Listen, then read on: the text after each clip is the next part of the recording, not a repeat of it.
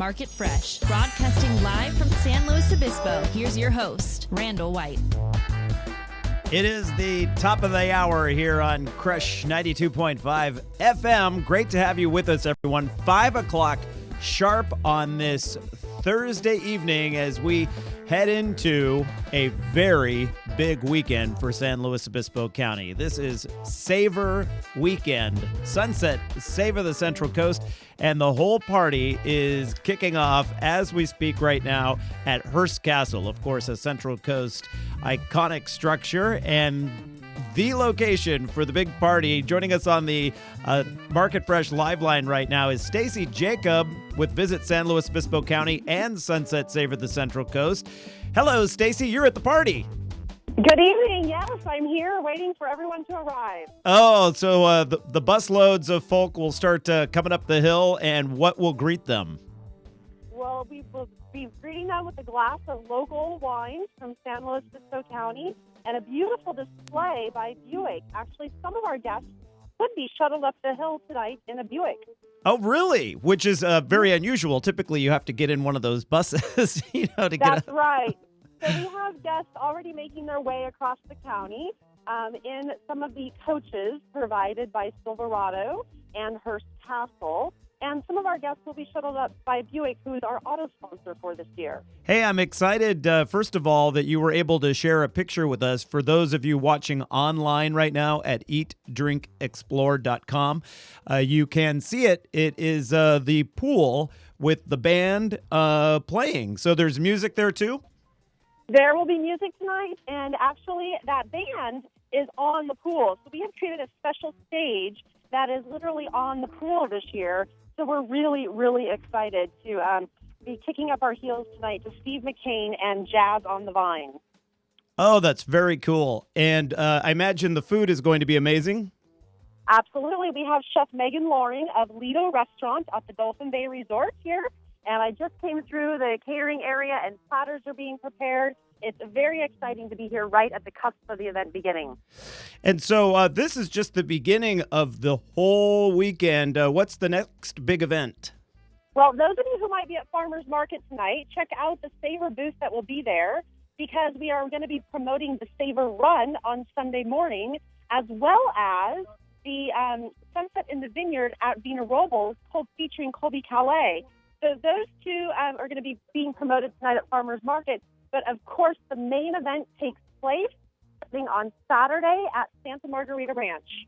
And those are two fun-filled days with lots of local farm-to-fork sort of information and cooking displays and gardening, you name it, right?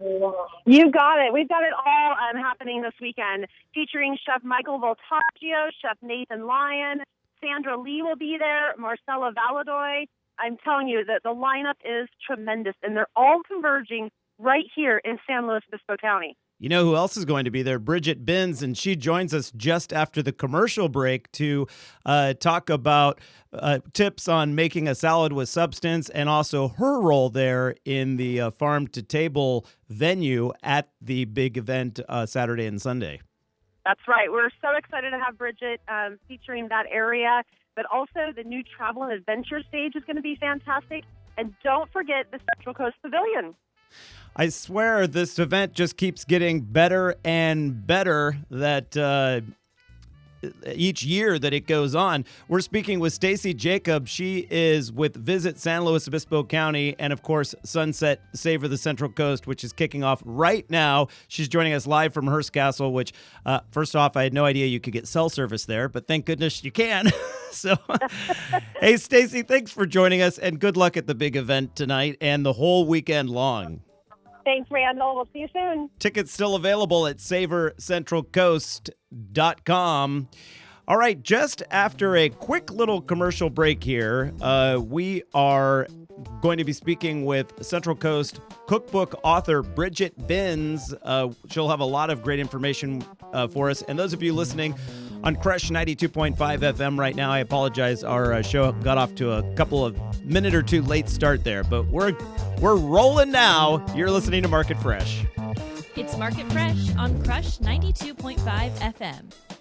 Luna Red Restaurant in downtown San Luis Obispo is the perfect spot for a weekend brunch offered every Saturday and Sunday from 9:30 a.m. to 3 p.m. Enjoy farm-to-table breakfast plates such as the Ribbit Benedicts, Mission Steak and Eggs, and quinoa waffles topped with fresh market berries. Or opt for a lunch plate such as the grilled Asian-style fish taco salad or the roast chicken bacon avocado sandwich. Lounge on the sunny patio with views of the historical Mission Plaza while savoring our bottomless mimosas offered from 9:30 a.m. to noon. Hang out on Sunday afternoons from 3 to 5 p.m. and catch our live music on the patio during $5 happy hour. Luna Red also accommodates large parties, so call us today to make a reservation. Follow us on Facebook for daily specials and visit our website, lunaredslo.com, to view current seasonal menus, our live music schedule, or check out our happy hour offerings. Luna Red is located at 1023 Choro Street at the corner of Monterey. Come to be fulfilled.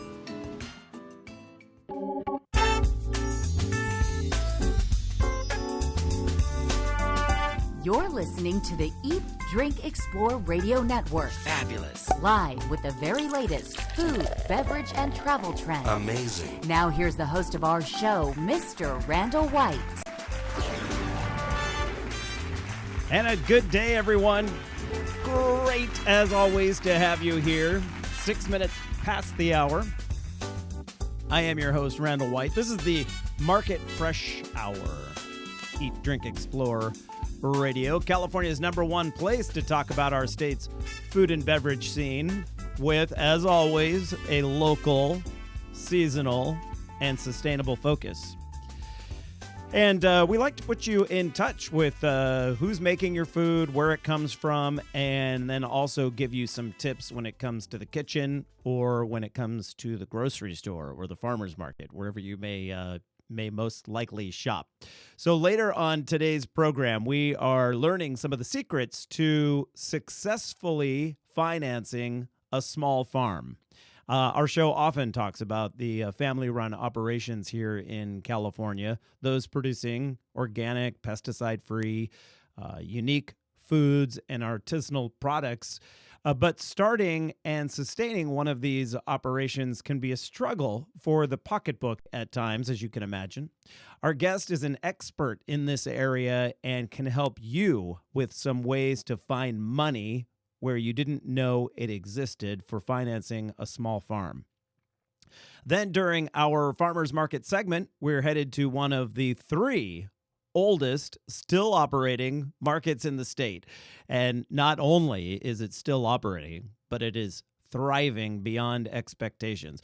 We'll talk with the market manager about why he thinks this once little tiny market is doing so well. But first up this hour, it's the moment in the show when we feature a little how-to in the kitchen and when shopping. Our guest today is a very well-known cookbook author and teaches, well, I'm going to say beachfront cooking classes along the Gaviota Coast in Santa Barbara County. Brigit Binns is the author of the new Wine Country Cookbook, Recipes from California's Central Coast, and is in charge of the farm-to-table venue at this weekend's Sunset Savor the Central Coast. So head up to Santa Margarita Ranch and see her. If you don't have plans to do so already, you're quickly running out of time. In just a moment, she'll be teaching us how to make salads with substance. But right now, we just simply want to welcome her to the program. Brigit Binns, welcome back. It is so much fun to be back with you again, Randall. Now, last time you were in studio with us, and that was a lot of fun. This time you're on the go. You're so busy that we caught up with you via cell phone because you are doing a lot at Sunset Savor this year. I'm super excited. I'm actually hosting the farm-to-table demonstrations, also signing my books, my cookbooks, and we have an amazing lineup of guests and subjects. I know that sounds trite, but seriously, I am so passionate about this, and I know you are too. We've got people from Clark Staub of Full of Life Flatbread down in Los Alamos, who I think of as the California flatbread guru. We actually have Sandra Lee making some garden fresh cocktails. I mean, the lineup is amazing. That flatbread place is one of my favorite haunts. My problem is I never seem to pass it at the right time because you have to. Well, that is a problem. The opening times are a little, but that's because he makes flatbreads there for various Whole Foods and other markets during the day. It's a production facility, and then he closes it down and makes it into one of the hottest restaurants on the Central Coast on weekend evenings and also Thursdays. Yeah, we should let people know that are not familiar with Full of Life Flatbreads. It's in the little tiny town of Los Alamos there in northern Santa Barbara County, and it is a full-blown production facility during the week, and then they move out a lot of the equipment and those sorts of things, and the place literally transforms and becomes this quaint little restaurant where you can get some of the best farm-to-table flatbread pizzas you're ever going to have, paired with Central Coast wines, and people travel all the way up from Malibu on any given Friday and Saturday night just to eat there and enjoy some of the best fare around. So that's just... It is.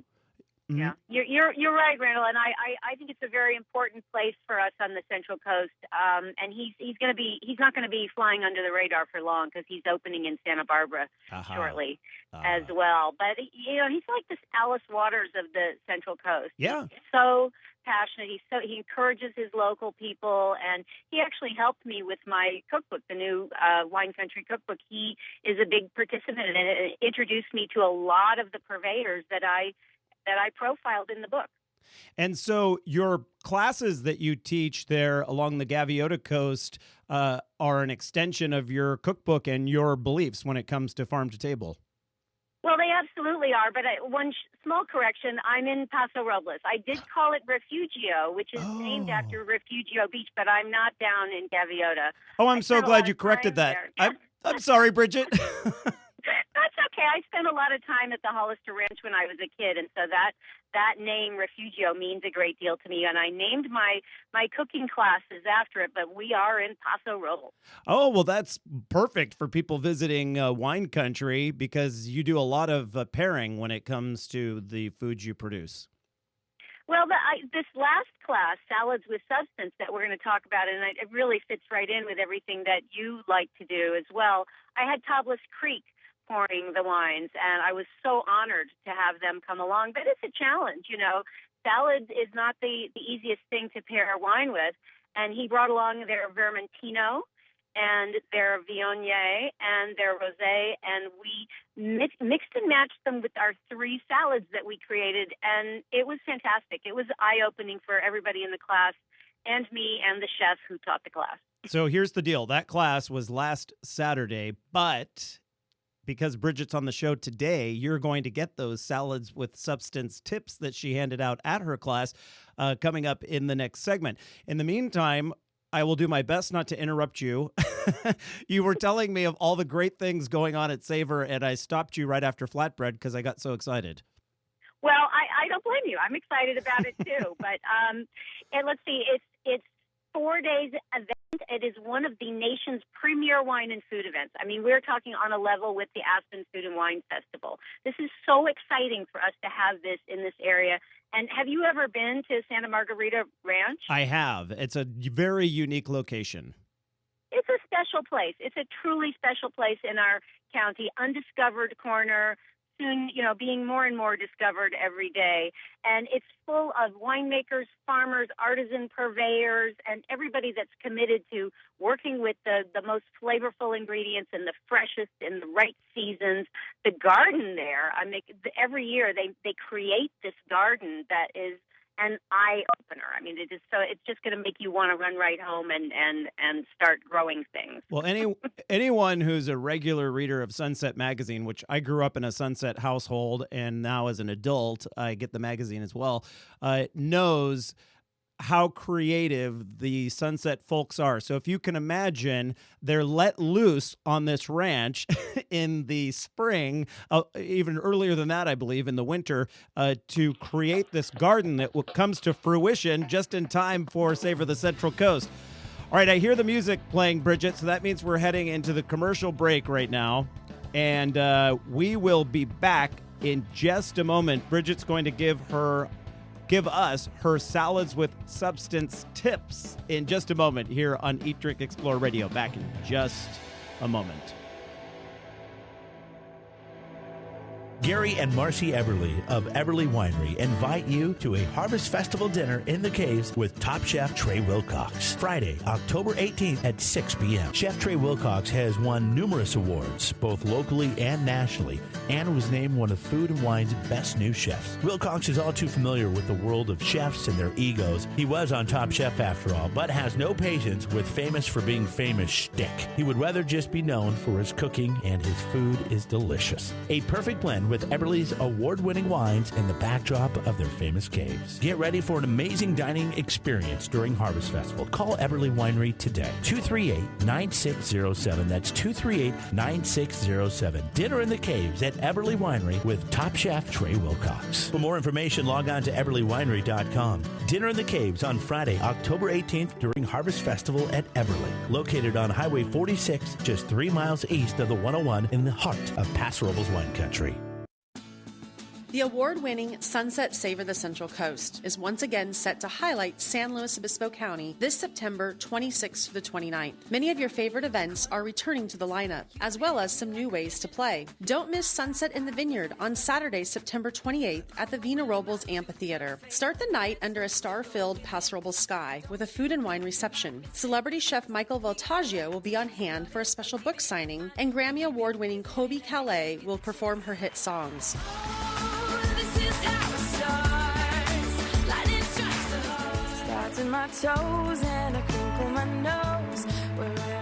Also new this year is the SAVOR Run, a 5 and 10K run or walk through downtown San Luis Obispo on Sunday, September 29th. A portion of your entry fee for this event helps rehabilitate local cancer survivors. For these events and more ways to play at this year's Sunset Savor the Central Coast, visit savorcentralcoast.com.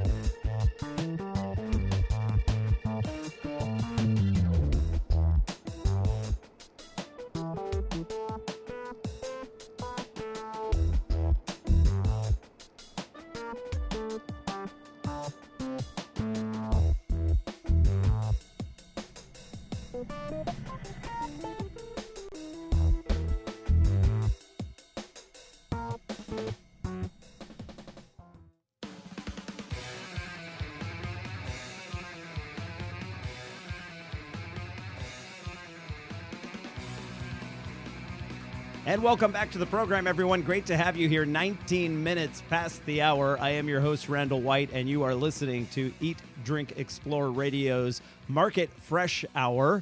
Today, we are featuring in our how-to segment author Brigit Binns of the new Wine Country Cookbook, Recipes from California's Central Coast. She joins us with some tips on, long gone are the days of just a salad with, some tomatoes that are out of season, iceberg lettuce, and that sort of thing. We are talking salads that are full meals. And Brigit joins us right now to talk a little bit about that and some tips from her class that just passed, the last one of the season, that she teaches in Paso Robles. And I imagine you have a whole new season coming up with exciting things as well, Brigit. We do. I can't wait for the next season because we'll have a much larger facility. At the moment, we've been teaching the classes in the outdoor kitchen, which is fantastic, and we've done lots of flatbread and pizza and et cetera. But having a real kitchen, I think, we'll all be a lot more comfortable, and we can do things that require ovens as well. I mean, regular ovens and cooktop, et cetera, and refrigeration. So that will be very fun. But in this last class, my guest chef was Jill Davey, who is on Fine Living Network and Food Network all the time, old friend of mine. And she's always had a passion for salads. And she was visiting me, and she put something together. And all my friends said, wow, I never thought of putting those sort of things into a salad before. And that was where I got the idea to let's do salads with substance. And we went to Templeton Farmers Market, Jill and I, in the morning, loaded up a cart full of stuff and came back and created these 3 salads that kind of sum up everything that I like, that is this huge potential of just looking at the market and saying, okay, but let's make this into a meal. None of these measly little leaves, you know? Right. And so the plan is to take some of the fresh produce that you get at the market and combine it with protein sources and that sort of thing? Well, we had 3 salads, and I'm just going to run through the ingredients of all 3 of them very quickly. The first one was a raw salad, and I don't know that you would call that a full. You might need to add either some legumes, grains, or protein to that to make it a full, very filling meal. But we had kale, baby zucchini, raw beets, sliced peaches, avocado, purple carrots, almonds, and oranges. So you've got a little protein in there with your nuts, and you've certainly got a lot of creaminess with that avocado. So this is a filling salad. It definitely hits the spot. Brigit, I've never had a raw beet before. That must have a very earthy taste. It has a slight astringency, and so you definitely want to coat it with that dressing. And our dressing for that salad was lemon juice and zest, rice wine vinegar, very gentle, minced shallot, garlic, olive oil, and, of course, sea salt and pepper. And it was beautiful. I've stopped buying dressings at the store. I now almost exclusively make my own because they just sing with flavor. I can't imagine. Well, somebody must buy them, but why anyone would ever buy a bottle dressing? And I do want to say very quickly, the ratio is crucial. And once you understand the ratio of oil to vinegar, then there is no need to ever wonder whether your dressing will taste good, because it does. And it's as simple as 1 part vinegar to approximately 3 parts olive oil. Sometimes the French tend to go a bit heavier on the olive oil. And you'll eventually figure out what that is. But say a tablespoon of fabulous vinegar, a 1/4 teaspoon of sea salt, 3 tablespoons of olive oil, and then you whisk it together with a little bit of Dijon mustard. It will emulsify and be so gorgeous. And you can play those vinegars and oils like a musical instrument. You can say, oh, well, I'm going to have walnut oil, so I think I'll have raspberry vinegar. Or I'm going to have sherry vinegar, so I think maybe I'll try a little bit of pistachio oil mixed in with my olive oil. And as long as you keep the ratio, it's going to be delicious every time. You don't need a recipe for that. I just wrote down the ratio because I'm not using that same ratio. I go too heavy on the vinegar, so I need to start upping the amount of olive oil. And I have had complaints about that. What I did, what I did, Brigit, is I've started to add a little bit of honey to the mixture, and that sort of balanced out the astringency of the vinegar. But I guess upping the oil content does the same thing. It would, and if you don't want sweetness in there, then you don't have the sweetness. But you can also add, sometimes it's fun to add a little bit of actual sherry or some pomegranate molasses that you can get at any health food store or Middle Eastern, well-stocked market. Just say a 1/2 teaspoon of pomegranate molasses gives it a fruity thing, but it's not sweet. So that's another way you can play your vinaigrettes like a musical instrument. I like that. I like the pomegranates, of course, almost exclusively grown in California. Brigit, let's talk about 3 salads, right? You talked about the first one, which was a raw salad. Let's move into salad number 2. Salad number 2, behind door number 2, it's a grain salad. And for our grain, we use the sometimes known as Israeli couscous or pearl pasta. It's like little couscous, except fatter and bigger and more toothsome. And so that was the base, which we just simmered that with water and turmeric, so it was a lovely color, and some onions in there as well. And then folded that nice loose couscous with teensy-weensy little tomatoes from the market, sugar snap peas, sliced yellow and orange bell peppers, feta cheese, chopped green onion, and then we scattered mizuna over and around the top of that. What's mizuna? Mizuna is a frilly leaf that you will get in the same place you get all of the salad greens. Is it a little bit bitter? A tiny bit bitter. Yeah. Okay, I've had that. Yeah. Ooh, I guess it made a big impression. You did. Sometimes I have to ask about the $3 words. I'm never sure. I'm like, okay, wait, what is that? I know I've eaten a lot of things. I've eaten too many things, but sometimes I don't know the names. So when you say toothsome for the couscous, that means chewy? That means chewy, yeah. That's my fancy way of saying chewy. Yeah. It's a nice texture. It's a really pleasant texture. I find it much more appealing than the tiny little couscous that has gets to feel a bit mushy. That sounds delicious. So I think we have enough time now for salad number 3. Excellent. Well, salad number 3, we get into some serious protein here. We poached some wild California salmon just a usual poaching mixture of sliced lemons and bay leaves and a little leek tops of parsley and some wine and a little olive oil. And just until it was barely opaque all the way through to the center. And then we roasted some eggplant coins. Basically, you slice eggplant crosswise about half an inch thick. Do not season it. And just toss it with olive oil, 375 oven for 20 to 25 minutes, and then afterwards you season it. And they're quite crisp. I mean, it's not like a chip, but it's definitely not soggy. And you call it an eggplant coin. I like that. I always do something wrong with the eggplant and it gets mushy. Yes, well, this is the solution. You toss it with olive oil to make sure every side of every coin is thoroughly coated on a sheet pan in a single layer. 375, 20 to 25 minutes, and they are not mushy at all. They're quite substantial, but still tender when you bite into them. And so now this is what we call an arranged salad. So we have our pieces of poached salmon, blanched green beans, which is 6 minutes in boiling salted water, and then you shock them in ice water to keep them nice and green, and sliced cucumbers, slivered red onion, beet greens, basil, and then we topped it with a little tzatziki, which is that Greek thing with the yogurt and garlic. It sounds delicious. Everyone can get much more information by going to your website, which is Brigit Binns, and that's BrigitBinns.com. Brigit, you are such a joy. Thank you for being on the show with us today. Thank you so much, Randall. Had a great time.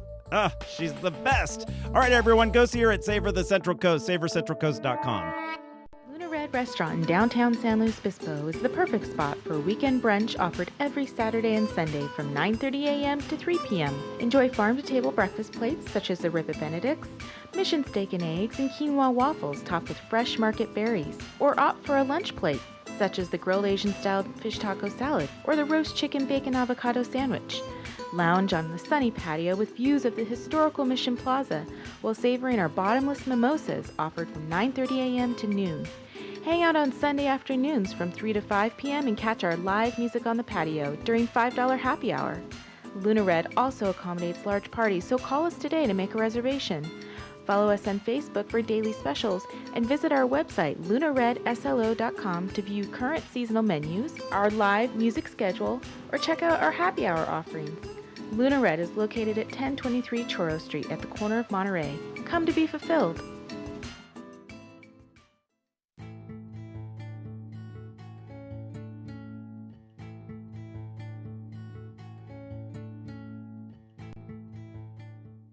Seems everybody's going organic, including lawn care. Did you know communities across the country are converting their lawns, playgrounds, and playing fields to an organic care program? And it's working. You can safely control weeds and pests and have a beautiful lawn. Your kids, pets, and water supplies will be safer, and your neighbors will be green with envy. Oh, and in the long run, organic lawn care is cheaper than doing it the conventional way. Switch to organic lawn care today. Visit pesticidefreelawns.org. The folks who brought you this public service message. Check out pesticidefreelawns.org today. At the American Lung Association, we're fighting for a day when we can all breathe easier.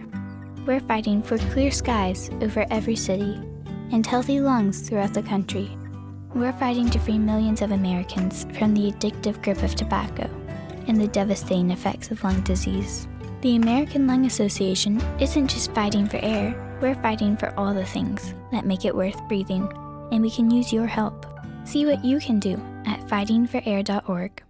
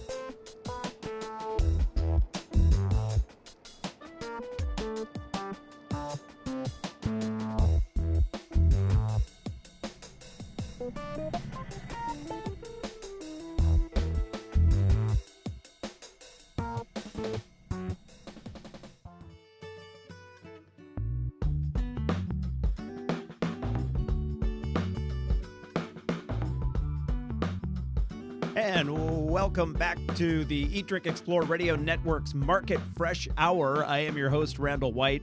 It is 33 minutes past the hour. Nice to have you with us here today. This portion of Eat, Drink, Explore Radio is brought to you by our good friends, really good friends at Luna Red Restaurant, just off historic Mission Plaza in downtown San Luis Obispo. Luna Red, like them on Facebook to learn about their daily $9 lunch specials Monday through Friday. You know, they are serving globally inspired small plates with ingredients sourced from right here on the Central Coast. Your neighbors are producing the food. Slows, San Luis Obispo's true farm-to-table dining experience. Whether you're visiting town or you call this stretch of the Central Coast your home, Luna Red is a locavor's dream. For more information, head to lunaredslo.com and make sure you tell your server, tell the hostess, whoever it might be, that you heard about them here on the Market Fresh Radio Hour. Now, this portion of our show is where we explore all aspects of the producing side of fresh produce and artisanal specialties, whether it's trends or issues involving growing techniques, new and exciting products, or old standbys that are making a comeback. Today, we're looking at the financial side of being a small farmer in today's world. How do you compete with big ag, and where does the startup or improvement money come from? I guess that's an issue no matter what your business is, but for farmers, there are some very unique challenges. And joining us on the Market Fresh Live Line today is Eric Winders from the Santa Cruz-based organization California FarmLink. Welcome to the program, Eric. Great to have you here. Great. Thanks, Randall. It's great to be here. Yeah. So California FarmLink, I had not heard of until just recently. And so maybe you can help. There'll be a lot of people out there like myself. Explain a little bit. What does California FarmLink do? Sure. Well, we are a statewide nonprofit organization. We're an independent nonprofit organization. We've been around since 1999. So that's, I guess, going on 14 years. And the original premise of the foundation of the organization was connecting beginning aspiring farmers with retiring farmers, so making that transition between the generational gaps. But we've morphed over the years and looked at different ways that we can help small, mid-sized, family-scale farmers. And so our real focus is helping farmers access land and helping farmers access capital. That's sort of the two pillars upon which we stand. And then we sort of have our other pillar, I guess, which is assisting farmers with business development. Mm-hmm. So all those are very key, of course. And we hear varying statistics on the number of small farms that still exist, that they're going away because the big farms come in and they buy up some of the small farms, and these large organizations just get bigger and bigger. How strong is the community of California small farmers right now? Actually, that's a really interesting statistic because it's you actually, when you look at the census data, that's and I was brought up with that the same thing happening. Especially I'm from the East Coast, and we see that in New York, and over the years the small farms have certainly diminished, and the overall number of farms because of consolidation has diminished. But the last couple of census, the USDA agricultural census, has actually shown an increase in the number of small farms in California. And we're still waiting on the current census data, but between 2002 and 2007, there was actually a pretty substantial increase in those farms that were 9 acres and under, 49 acres and under, whereas we're seeing the overall numbers decrease, but those actual smaller groupings of farms increase. And so we're seeing a real renaissance in the number of small farms in California, which is pointing to the fact that people are staying on that ground longer, making those businesses more profitable.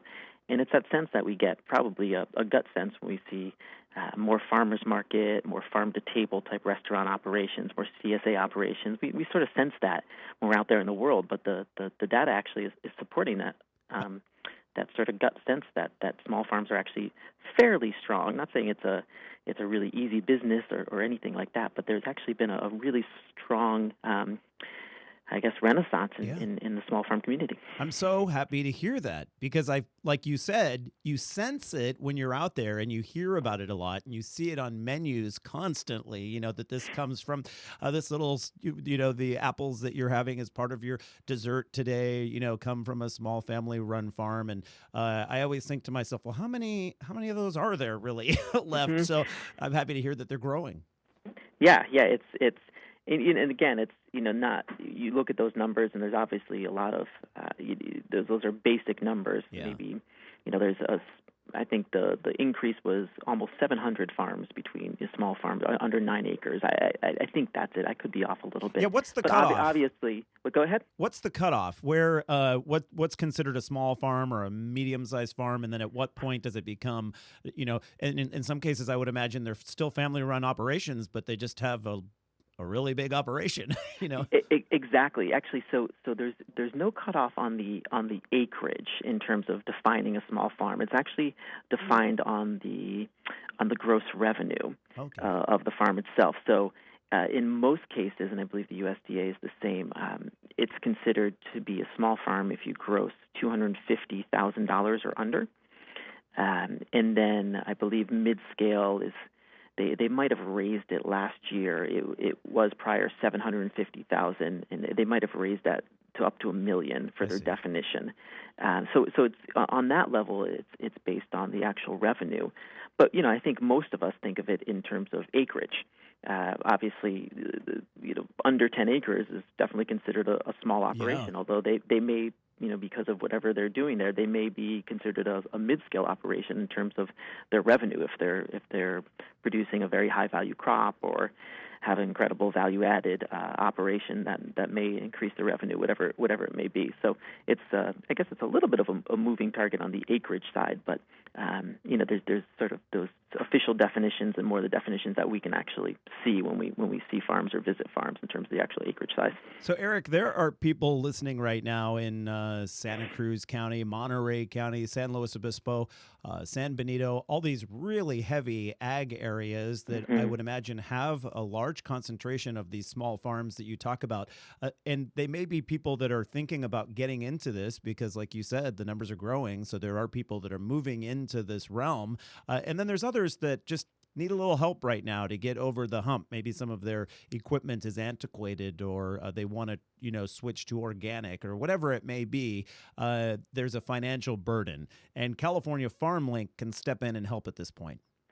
Sure. And recently, Randall, the National Young Farmers Union did a nationwide survey of about 1,000, I think, beginning farmers. So the term beginning farmer actually means anyone who's been farming 10 years or under. That's the USDA definition. So they recognize it's a pretty long learning curve at 10 years.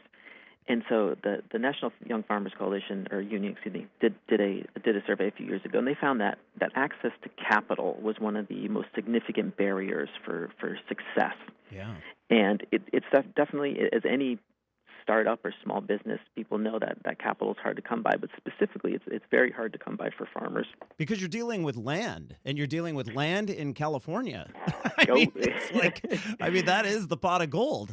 Yeah, it don't get much more expensive than this. No, I mean, if you're doing a computer startup, you can do it in some rundown warehouse in the low rent district, and really churn out a product that somebody wants for a relatively low capital. It's all sort of brain power. But when you're talking about farming, you're talking about a lot of expense, and then what you're selling doesn't really go for a lot of money.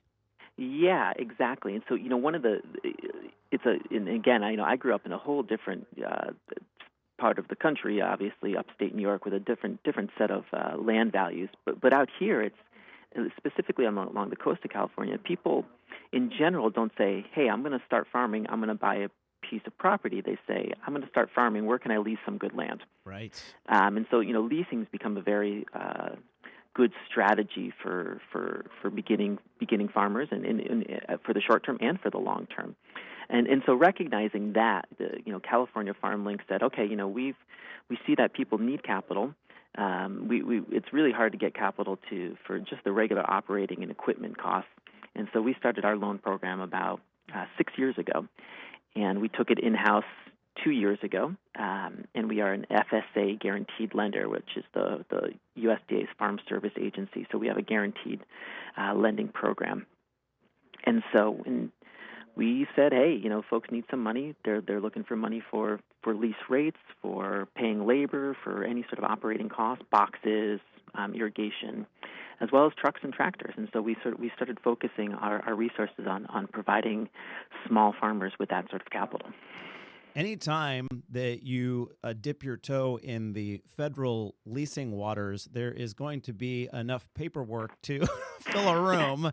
I imagine that California FarmLink can help walk people through that paperwork. And I do want to mention, since it's very topical, that Eric, you will be speaking on this exact topic coming up in next month, about a month from now, Saturday, October the 26th, at the Central Coast Bioneers Conference, that being held in San Luis Obispo at the Monday Club.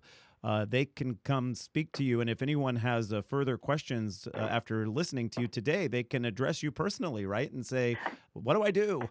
Yeah, no, that's correct. Yeah, we're going to have I think it's an hour session where we're going to have 3 or 4 panel members. Myself will be down there, and a gentleman from Slow Money, a gentleman from Farm Credit West, will be there as well. And I think we've got one more person from a local bank or credit union I think coming by. Great. And what we're going to be doing is just really Q&A as much as we can, addressing the issues around startup money for small farmers, or that working capital that you need for infrastructure and or operating costs. Eric Winders with California FarmLink. Find them online at cafarmlink.org. Thank you so much, Eric. We'll catch you in a month. All right. Thanks so much, Randall. Have a good one. Everyone stick around. We're back in a minute. Luna Red Restaurant in downtown San Luis Obispo is the perfect spot for a weekend brunch offered every Saturday and Sunday from 9:30 a.m. to 3 p.m. Enjoy farm-to-table breakfast plates such as the Ribba Benedicts, mission steak and eggs, and quinoa waffles topped with fresh market berries. Or opt for a lunch plate such as the grilled Asian-style fish taco salad or the roast chicken bacon avocado sandwich. Lounge on the sunny patio with views of the historical Mission Plaza while savoring our bottomless mimosas offered from 9:30 a.m. to noon. Hang out on Sunday afternoons from 3 to 5 p.m. and catch our live music on the patio during $5 happy hour. Luna Red also accommodates large parties, so call us today to make a reservation. Follow us on Facebook for daily specials and visit our website, lunaredslo.com, to view current seasonal menus, our live music schedule, or check out our happy hour offerings. Luna Red is located at 1023 Choro Street at the corner of Monterey. Come to be fulfilled. We have celebrity chef Nathan Lyon back on the line with us discussing his upcoming return trip to Sunset Savor the Central Coast. Randall, it'll be another lineup of cooking tips plus Central Coast wine, beer, and true artisanal product made locally from Santa Cruz to Ventura. And you will take center stage at the main event. That's right. On Saturday, I'll demonstrate sustainable seafood. And on Sunday, it's all about farm-to-table concepts. You'll be available, I hope, to sign copies of your book, Great Food Starts Fresh. Absolutely. During Sunset in the Vineyard at Dina Robles on Saturday night. Plus, I'm putting together a picnic option for guests, too, just before the Colby Calais concert. Who else is helping to dish out the Culinary Tips Savor Weekend? Chef Central features the amazing celebrity chef Michael Voltaggio of LA Inc. and several other favorite chefs, too. Wow, don't miss this impressive lineup at Sunset Savor the Central Coast main event Saturday and Sunday, September the 28th and 29th at the historic Santa Margarita Ranch in San Luis Obispo County. Thank you, Chef Lyon. See you at the ranch.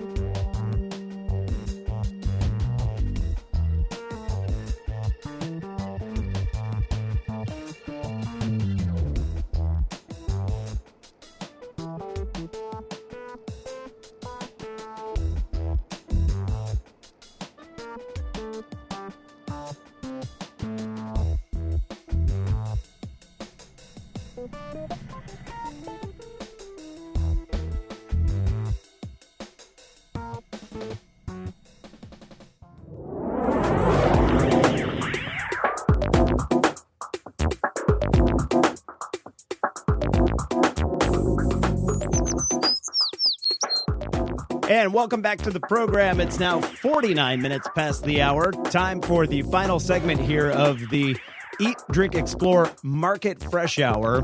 Keep in mind, as is the case every week, there's a whole Another hour of great food, craft beer, wine, travel, and tourism talk, Sundays 9 to 10 right here on this station. But this segment right here is our Farmers Market segment where we get some great ideas from, market managers, vendors, and other players from around the state because we have a very diverse crop, you might say, of farmers market organizations.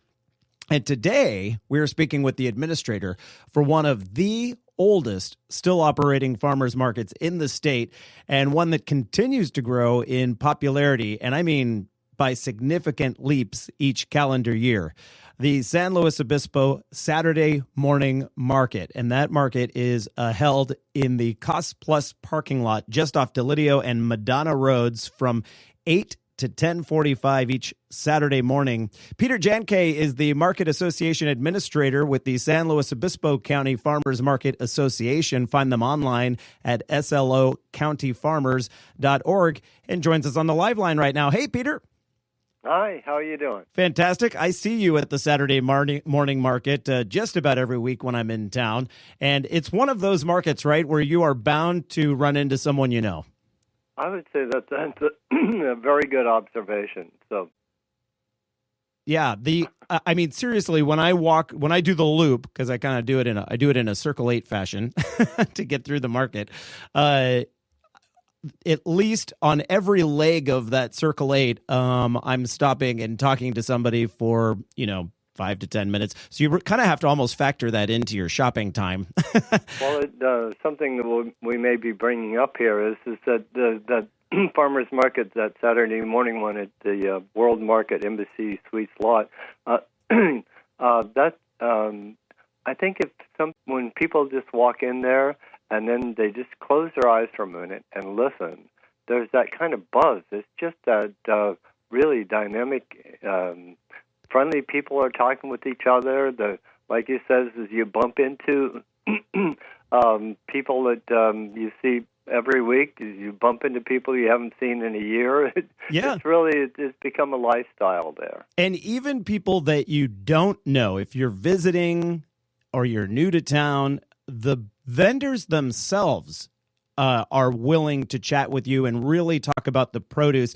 And I mean, you find that at other markets for sure, but there's something about that Saturday morning market where they just go above and beyond to talk to you about, whether it's some sort of orchid. In fact, I find it hard to get away from the orchid guy sometimes. He has so much information, or if it's about a type of avocado that's different from the Hass you might be used to buying, whatever it may be, they are more than willing to give you information until you sort of start to back away. In fact, I say it's not just more than willing, is that they're proud of what they've grown. They're really proud of the diversity of products that they do bring, things you can't find in a store. I mean, it's one thing to buy the freshest and the best tasting, but it's beyond that. There's products that you simply can't get in a grocery store. Like Mr. Chung, for example, who brings all kinds of Asian vegetables. We have people coming 20, 30 miles away just because they can't get those products anywhere else unless they perhaps go to San Francisco. Yeah. Is it easier for you, Peter, to find vendors, specialized vendors like that because the market is so successful and they know that the vendors themselves will do well financially by going to that market, as opposed to other markets that might get more headlines and more notoriety? This market's good for both the vendor and the shopper. Oh, okay. So I always like to use the term farmer rather than vendor, because vendor sometimes implies that somebody bought it from somebody and selling it to somebody else. Oh, good point. Mm-hmm. Right. So what's really great about this is that you can talk with the farmer who grew it. Yeah. You can talk about the seed that they used, how they tilled the soil or whatever their practices were, the type of variety it is. They give you ways of cooking this, because sometimes people look and say, what is that? Right. I find that at the one you just mentioned, is it Chong's Farms? Chung, yeah. Right. Yeah. Last week, or 2 weeks ago, he had these little baby eggplants that I'd never seen them that size before. And he always has something that I've just never seen, and I would have to Google when I get home or ask them, what do I do with this? Exactly. And then that's not just there. It's a number of the other farmers, too. They have different varieties of kale. Like Ozzy, you probably met with him when he's during the wintertime anyway, when he has all of his different types of lettuces and things that you can mix together, stir fry, like peas, tendrils, and different types of, I guess, related to the mustard family, all different types of things. And if you want to make this kind of thing, you mix this with that. And so he comes up with all different kinds. If you don't like spicy, then don't have this. Right. Right. So there is that kind of, and it's the farmers really do enjoy talking with people. They're proud of what they do. They love talking with people. Yeah, it's exciting. Peter, this market has evolved even just in the years that I've been going to it. But looking at the spreadsheet over the years from the 1980s dollar figures up until now, you just had last year your first $1 million year for this market. This last August saw record-breaking sales numbers on for the entire month and some given specific Saturdays, the final Saturday in the month. The market itself is not stagnant. It's dynamic, and you've been adding things over the years to keep this ball rolling. Lately, I see more prepared food, so you can go there and have a little bit of breakfast while you shop. Well, there is some of that, some of the prepared foods. Antonio with Bonitavola has been bringing his sausages. We have some people now bringing in fruit pies. We have, excuse me, La Maggiore's Italian breads, and we have oatmeal. We have a person, Rosalba, who's a number of people, chefs have said, her tamales, her products are really top-notch. We get a big thing of salsa every week there. And also at Julia's Juices, we power up with some of her blends. Right. So there's all of those kinds of, shall we say, things. But I think what part of the successes, and especially the success of this past, shall we say, 3-week celebration that we had, we did put out a large advertising campaign, and I think that was really helpful. And part of the reason it's really helpful because I would say most people in San Luis Obispo am I getting drowned out by other things? Oh yeah, Peter. Sorry, we're just rounding out of time here, but people like to go get their food fresh here. It's the trend, and it seems to be working with your Saturday market. Like I told people, you can get more information at slocountyfarmers.org. Peter Jankay, the market administrator. Just one last thing. Yep. So many people do not know that there is a Saturday morning farmers market. And so most people, if you ask them about the farmers market, they're thinking of a street fair. And I would say probably 80 or 90% of San Luis Obispo residents don't even know that there's a Saturday morning farmers market. That's right. Well, hopefully they do now. Peter, I got to cut you off there. Join us next week, everyone.